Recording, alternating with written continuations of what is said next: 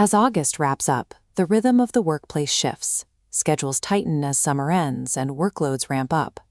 Suddenly, professionals are navigating a collision of new routines, balancing ending vacations against spiking Q4 deadlines, sudden back-to-school demands, and daily caregiving duties.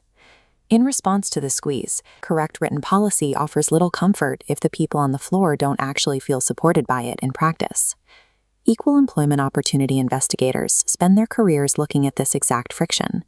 They step past the dry legal framework of a company's compliance and examine how people actually behave in the room.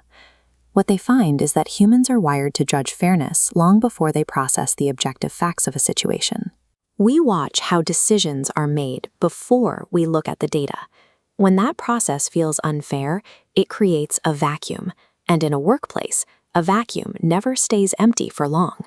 Trust drains out, and negative assumptions rush in.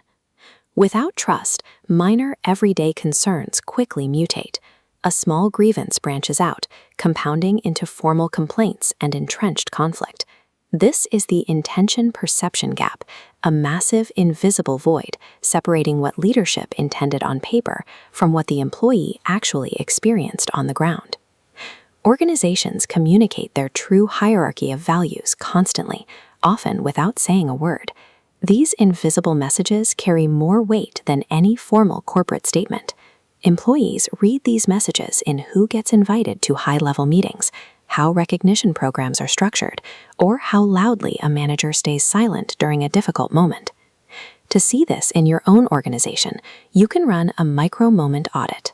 Start by looking at who actually receives premium developmental opportunities when projects are assigned.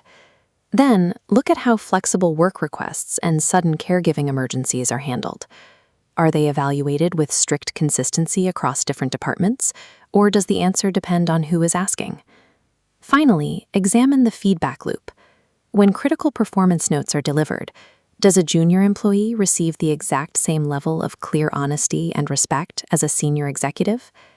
Add these hundreds of daily micro-decisions together, and you have your company culture.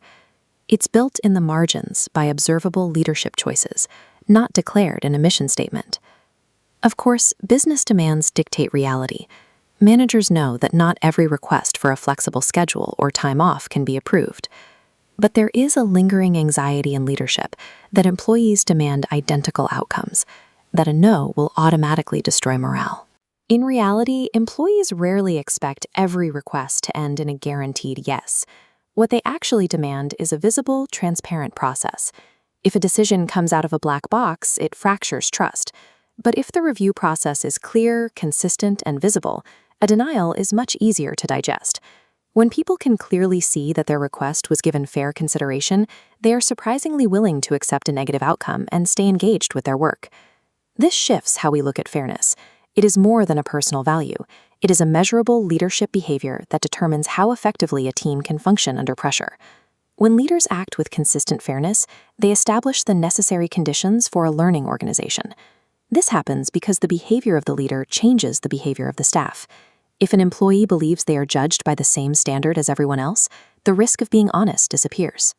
It becomes safe to admit a mistake early or ask a difficult question before a small problem becomes a crisis. This creates a faster feedback loop. When people spend less time defending their position and more time sharing what they've observed, the organization can identify failures and adapt to new challenges much faster. It leaves leaders with one final lingering test. If I were one of my employees, would I genuinely believe this organization gives everyone an equal opportunity to succeed? The answer reveals the actual state of your culture. Fairness isn't a promise you print in a manual. It is an ongoing experience, built one interaction, one decision, and one policy at a time.